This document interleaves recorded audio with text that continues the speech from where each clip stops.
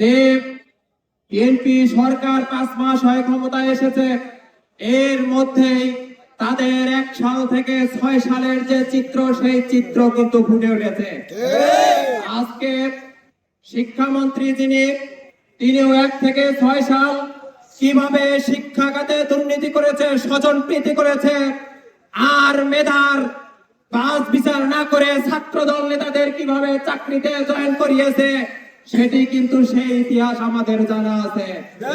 সংগ্রামী বন্ধুগণ, আপনারা জানেন আজকের যিনি বিদ্যুৎ মন্ত্রী ইকবাল মাহমুদ টুকু, সে 1 থেকে 6 সাল তিনি সেই সরকারের বিদ্যুৎ মন্ত্রী হিসাবে সারা দেশে খাম্বা বসিয়েছিলেন, কিন্তু আর তাল লাগান নাই। আজকে আমরা লক্ষ্য করছি যে সরকার আসার পর আজকে বিদ্যুতের বিল ডাবল করে দিয়েছে। আজকে আমরা বিশ্ববিদ্যালয় থেকে শুরু করে আজকে কোন জায়গাতে আমরা বিদ্যুৎ পাচ্ছি না, লোডশেডিং এর পর লোডশেডিং।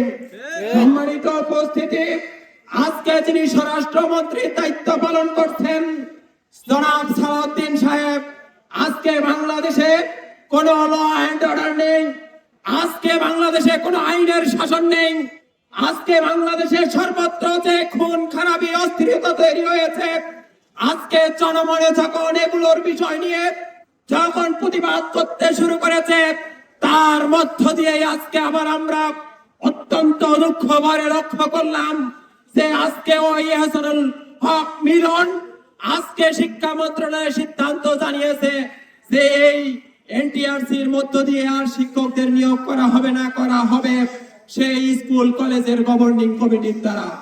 সম্মানিত উপস্থিতি, আজকে বিগত সময়ে 15 সালের আগ পর্যন্ত কিভাবে নিয়োগ হয়েছে এগুলো আমাদের সবার জানা আছে।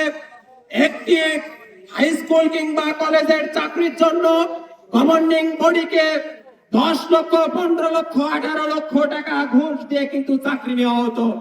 শুধু তাই নয়, এসব জায়গায় ছাত্র দলের নেতাদেরকে অ্যাপয়েন্ট করা হয়তো।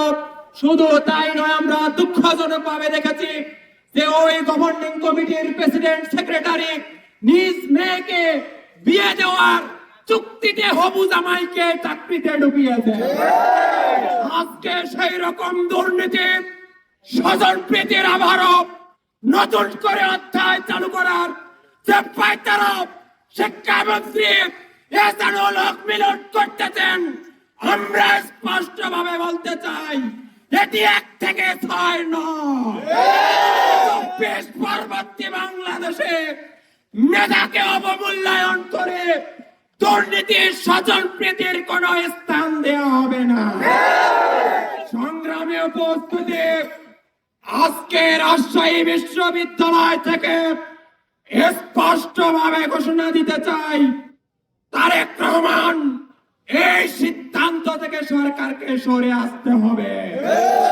যদি না আসেন তাহলে আপনার এই অথর্ব শিক্ষামন্ত্রী এহসানুল হক মিলনের পদত্যাগের দাবিতে আন্দোলন করতে বাধ্য হবে ছাত্র জনতা।